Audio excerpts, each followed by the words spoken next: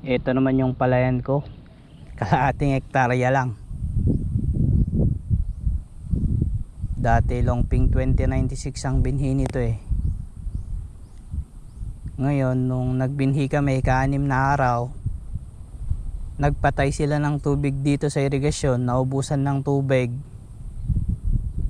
pinapak ng daga lahat, halos ubos lahat yung 9 kilos na Longping 2096. Ngayon ang ginawa namin, bumili na lang kami ng sobra dito sa katabing sakahan.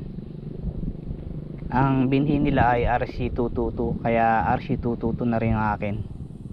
Yun lang po.